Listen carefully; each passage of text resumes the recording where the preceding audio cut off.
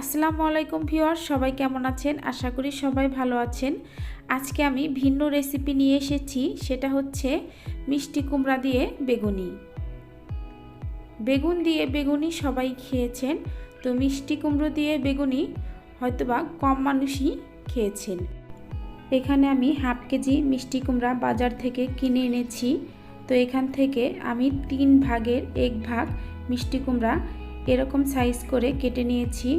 তো এই মিষ্টি কুমড়া বেশি পাতলা করে কাটা যাবে না, এতে করে ভেঙে যেতে পারে।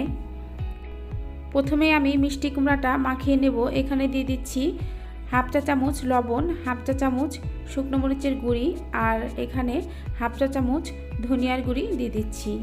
এখন সবগুলো আমি ভালোভাবে মাখিয়ে নেব।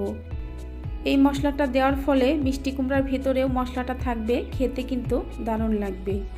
তো এই যে মাখিয়ে নিয়েছি, এখন আমি গোলাটা তৈরি করে নেব। তো এখানে আমি 1 কাপ পরিমাণ বেসন দিয়ে দিচ্ছি, আর দিয়ে দেব 1/4 কাপ চাউলের গুঁড়া। তো চাউলের গুঁড়াটা দেওয়ার ফলে বেগুনিটা অনেকক্ষণ ক্রিস্পি থাকবে। আর এখানে 1 চা চামচ আদা বাটা, 1 চা চামচ রসুন বাটা, 1 চা চামচ শুকনো মরিচের গুঁড়ি, 1 চা চামচ জিরার গুঁড়ি, হাফ চা চামচ হলুদের গুঁড়ি, আর দিয়ে দেব 1 চা চামচ খাবার সোডা, আর এখানে 1 চা চামচ লবণ দিয়ে দিচ্ছি। আর এখানে সামান্য পরিমাণ হাফ চা চামচের মতো অরেঞ্জ ফুড কালার দিয়ে দিচ্ছি। এটা অপশনাল, চাইলে স্কিপ করতে পারেন। তো এখন আমি সব উপকরণ ভালোভাবে মিক্স করে নিচ্ছি। মিক্স করে দেওয়ার পর অল্প অল্প করে পানি দিয়ে আমি ব্যাটারটা তৈরি করে নেব। তো ব্যাটারটা তৈরি করার পরে আমি বলে দিচ্ছি আমার কতটুকু পরিমাণ পানি এখানে লেগেছে। তো এখানে আমার পানি লেগেছে প্রায় 1 কাপের মতো। তো আপনারা পানিটা একটু বুঝে শুনে অ্যাড করবেন, একবারে বেশি পানি ঢালতে যাবেন না, এতে করে ব্যাটারটা পাতলা হয়ে যেতে পারে। তো ব্যাটারটা আমার তৈরি হয়ে গেছে। তো আমি আপনাদের দেখাচ্ছি এই ব্যাটারের ঘনত্বটা।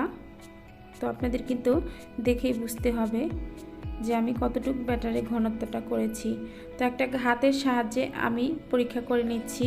তো এভাবে আঙ্গুলটা ভিতরে দিয়ে উঠিয়ে নিচ্ছি, দেখতে পাচ্ছেন হাতের চারপাশ দিয়ে বেসনের গোলাটা কিন্তু লেগে আছে। এর মানে বেসনটা আমার একদম পারফেক্টভাবে গোলা হয়েছে। তো আমি একটু বেসনের ব্যাটারটা হাতের সাহায্যে দিয়ে তেলটা গরম হয়েছে কিনা টেস্ট করে নিয়েছি। তেলটা আমার পর্যাপ্ত পরিমাণ গরম হয়েছে। আপনাদের কিন্তু তেলটা ভালোভাবে গরম করে নিতে হবে, এতে করে বেগুনিগুলো ফুলে উঠবে। তো এই যে আমি এবার বেগুনিটা দিয়ে দিচ্ছি। তো এভাবে করে আমি 4 থেকে 5টা বেগুনি দিয়ে দেব। অবশ্যই বেগুনিটা কিন্তু ডুবা তেলে ভাজতে হবে।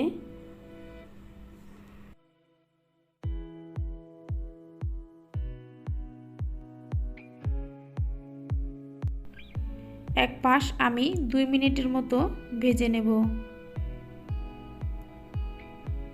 তো এক পাশ 2 মিনিটের মতো ভাজা হয়ে গেছে।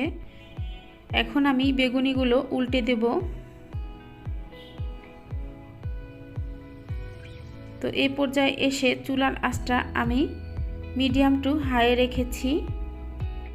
তো বেগুনিগুলো আমি 5 থেকে 6 মিনিটের মতো ভেজে নেব।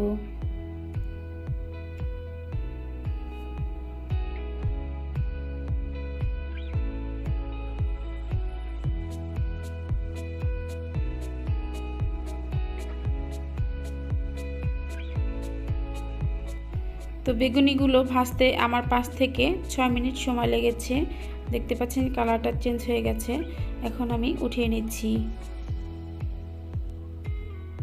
একইভাবে আমি সবগুলো বেগুনি ভেজে নেব।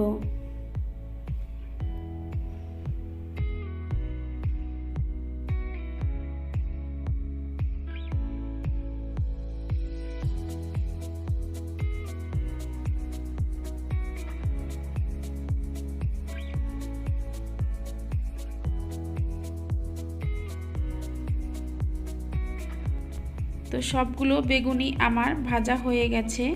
তো এখন আমি একটা ভেঙে দেখাচ্ছি। আমার কাছে এই মিষ্টি কুমড়ার বেগুনি খুবই ভালো লেগেছে। তো আমি এই প্রথমবার তৈরি করলাম, তো আমার কাছে খুবই ভালো লেগেছে। আপনারাও কিন্তু ট্রাই করে দেখতে পারেন। সবাই ভালো থাকবেন, আমার এবং আমার পরিবারের জন্য দোয়া করবেন। আল্লাহ হাফেজ।